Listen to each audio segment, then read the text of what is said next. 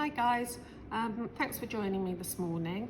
I just want to give you a little heads up on what we do on our precious metal clay workshops here at Vitreus Art. Mike's been hogging the limelight on the videos recently, so I thought it was time I stepped behind the camera. So we'll just tell you on this first session all the tools that we use and what we can potentially make on the workshop, and then a bit later on today we'll do another little video for you on how we actually go through the process of making a piece. So hopefully you'll join me for that a bit later on. First of all, let me show you this little board here. I'm throwing things all over the place already, that's good. This is just a little example of some of the pieces that you could make on the workshop. So the first thing we'll start with is a little pair of heart-shaped earrings that we drill a hole in, so they'll be hanging earrings as opposed to post earrings. And in this case, these are little heart-shaped earrings. Obviously with Valentine's Day coming up, we're gearing up for Valentine's. So that's the first thing you would make, and that will teach you how to handle your clay and texture it and cut it. And then we'd go on to drilling it as well. And then you'd make what we call a high shine piece, which is this top row here. You could obviously choose the shapes that you want to cut your piece. And you'll notice here we've got a bail on it as opposed to a drilled hole. So we'll teach you how to do that as well. So they're the two pieces, the earrings and the high shine pendant, that you would definitely make on the workshop. And then you can choose to go on to making either an initial pendant, that's this row here, showing you the alphabet, or you could decide to make a leaf-shaped pendant, and that's this piece here. I hope you can see that there. And that's actually created using a proper leaf, a real live leaf that we've plucked from a plant. So they're your options that you could do. So I'm just going to pop this down for a moment.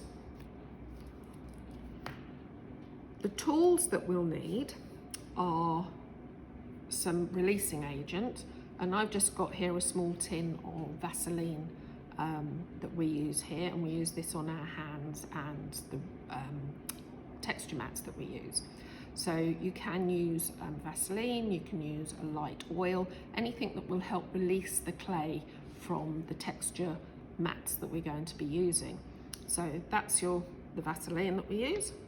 Then we want to give our clay some texture, and we've got various different types of texture mats here at Vitreus Art, and we use these to emboss the front of the clay. But just to make sure we finish our piece nicely, we also want to texture the back. So we have some brass mats that we're going to be using, and this is what we roll our clay out on, so it gives texture to the back of the clay. And it's these that we use, we put the Vaseline on, so the clay releases nicely from those. I'm not sure if you can see these very well, but they're made of acrylic, so you can probably see straight through them. This is the rolling pin that we're going to be using. We use an acrylic pin because it's nice and smooth. If you were to use a wooden rolling pin, which you could do if you wanted, you would get the grain of the wood rolling into your clay.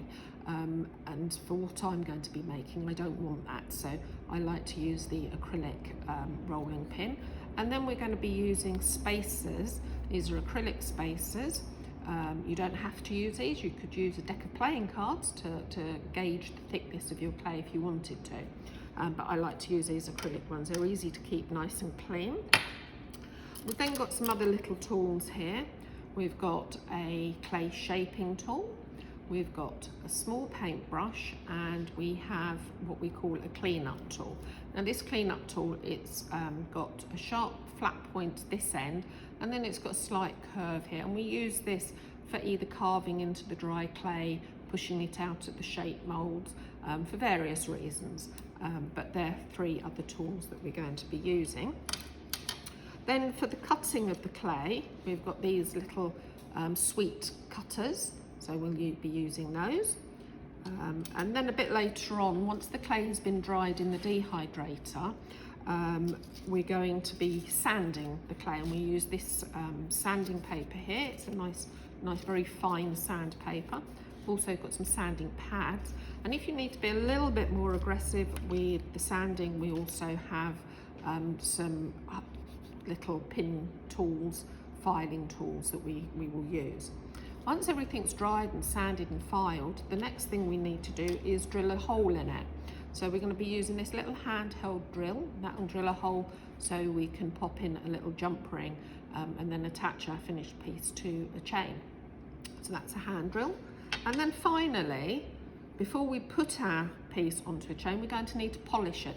And we use this little agate stone, very hard stone. It helps compress all the silver together and it makes it really nice and shiny. So that's the last tool we're going to be using.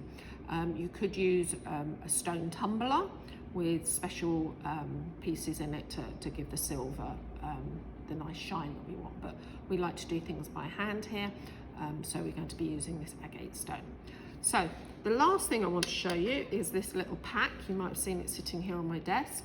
This is the precious metal clay we're going to be using, and it's a 5 gram pack. So we'll be using that a bit later on showing you how to make a piece of silver clay. So thanks for watching, and I'll catch up with you a bit later. Bye.